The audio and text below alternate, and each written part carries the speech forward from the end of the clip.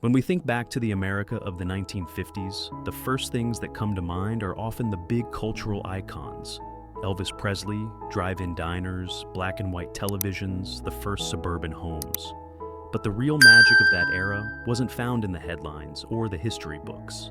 It was found in the small, everyday moments that shaped life in ways that almost feel impossible today. For millions of Americans who grew up in that time, these memories are not just images, they are feelings. The warmth of a kitchen on a winter morning, the sound of a screen door slamming as kids ran outside, the hum of a lawnmower drifting down the street, the laughter of neighbors gathered on porches, fans turning slowly overhead. Today, we're taking a deep, heartfelt journey into 10 everyday things from the 1950s that have almost completely disappeared, and exploring not just what they were, but why they mattered, how they shaped our values, and what their disappearance says about the modern world. Let's begin. 1. The milkman, a familiar face in every neighborhood.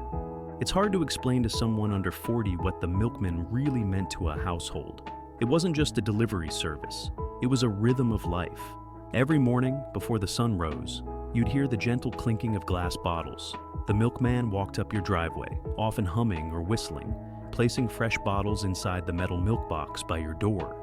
Children would race outside in their pajamas to grab the cold bottles, condensation forming instantly in the summer air. But the milkman represented something deeper: trust.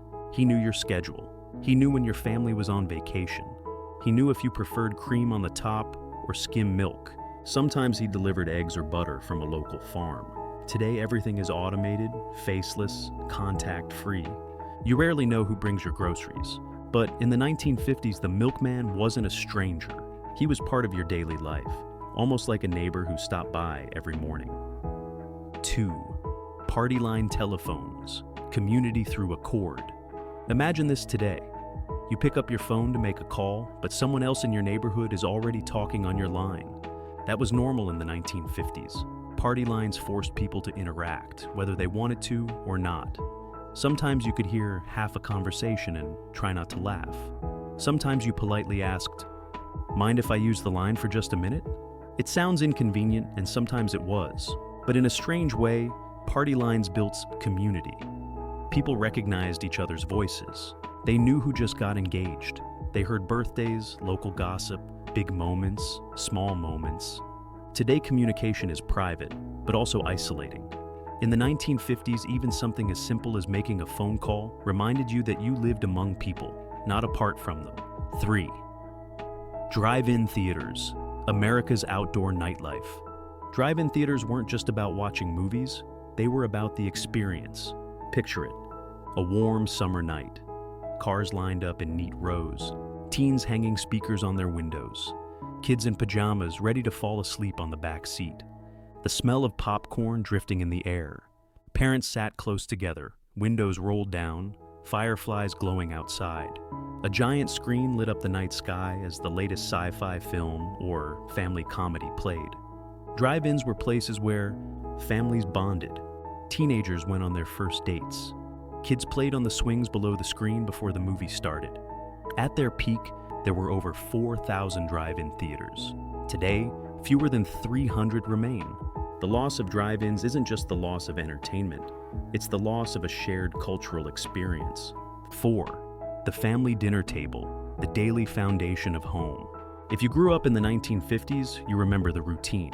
6 o'clock meant dinner, not maybe, not sometimes. Every night, the smell of a home-cooked meal filled the house. The radio played softly in the background. Dad came home from work, loosened his tie. Mom placed food on the table. Children washed their hands and took their seats. There were no screens, no phones, no eating alone. Dinner was when the family talked, argued, laughed, and connected. It was where children learned manners, where parents learned about their kids' day, where life slowed down for a moment. Today, meals are rushed, eaten in cars or in front of televisions. But the family dinner table of the 1950s grounded people in a way that feels rare now. 5. Fixing things instead of replacing them. In the 1950s, people repaired everything: shoes, radios, bicycles, clothing, vacuums, lamps, toys. A broken toaster didn't go in the trash, it went to the local repair shop. Kids didn't get a new bike every few years. They repaired their old one with help from dad or a neighbor. There were shops everywhere: cobblers, TV repairmen, watch repairmen, appliance fixers. These places smelled of machine oil, wood, metal, and experience.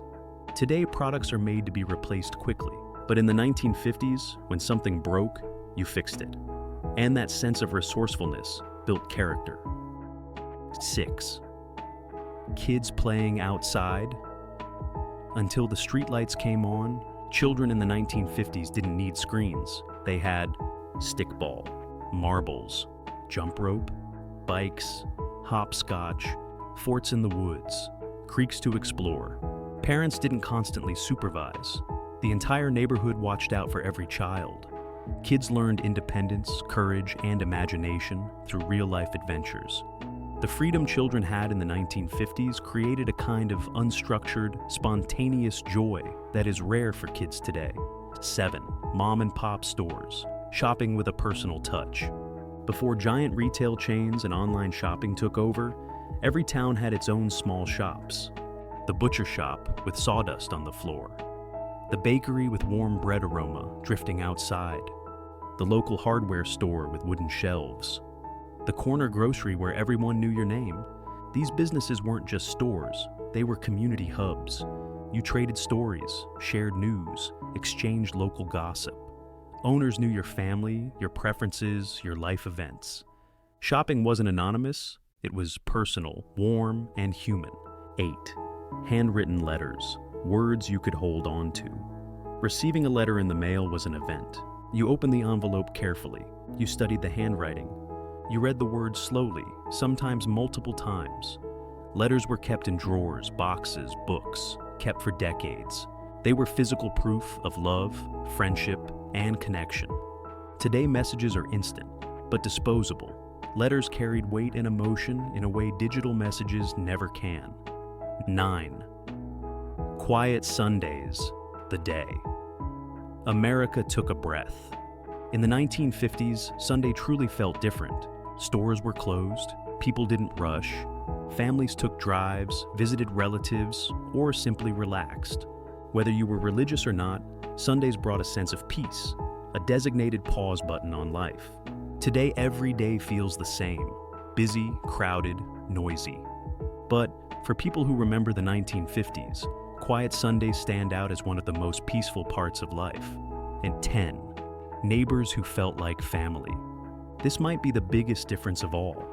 In the 1950s, you knew your neighbors, their kids, their parents, their dogs, their stories.